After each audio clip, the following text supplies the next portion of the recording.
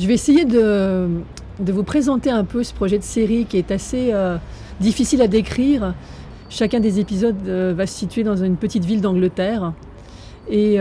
tous ont une histoire et un lourd secret qu'on a découvert dans l'épisode 0 que j'ai tourné récemment. Et cette spécificité des personnages, à savoir que ce sont des êtres qui sont morts un jour, mais qui ne sont pas vraiment morts, hormis un d'entre eux qui est un vrai humain, les amène à être confrontés à des problèmes, à des rencontres, à des interactions avec des êtres humains qui ne savent pas qui ils sont, puisqu'ils doivent se faire passer pour des gens tout à fait normaux, et en même temps à les confronter à leurs propres questionnements métaphysiques sur le sens de leur existence. Le tournage s'est tellement bien passé et était tellement magique, et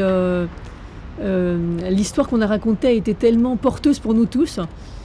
qu'à la fin du tournage, on en a discuté et on s'est dit pourquoi ne pas en faire une série. Ce qui m'a séduit sur ce projet, c'est de pouvoir parler de ce qu'est l'humanité sous un angle complètement métaphysique et en même temps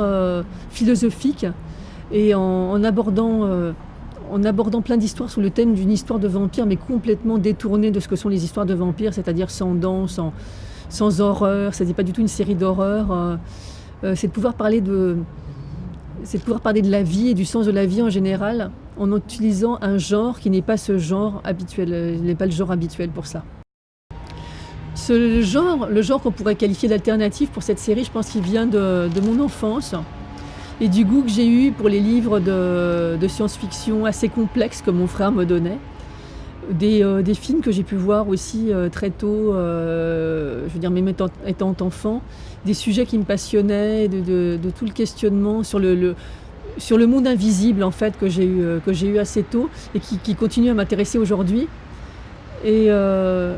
aussi parce que je ne suis pas satisfaite de ce que je peux voir moi-même en tant que spectatrice par rapport à ce genre de sujet, donc je me suis dit autant le raconter moi-même et raconter quelque chose de plus intéressant.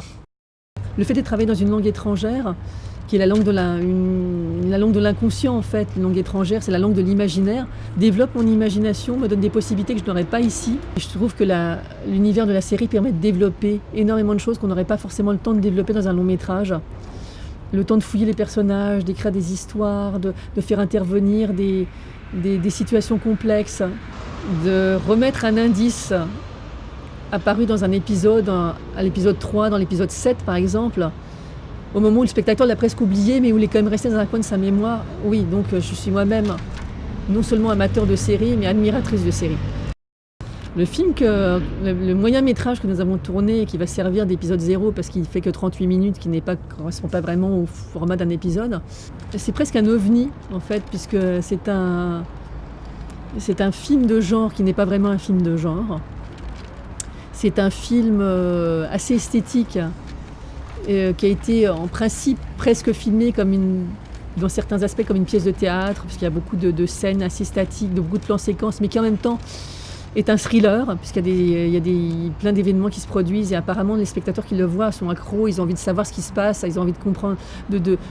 savoir ce qui va se passer dans la suite de l'histoire et de comprendre pourquoi, et c'est pour ça qu'ils restent jusqu'au bout. C'est quelque chose que je serais très très contente de montrer.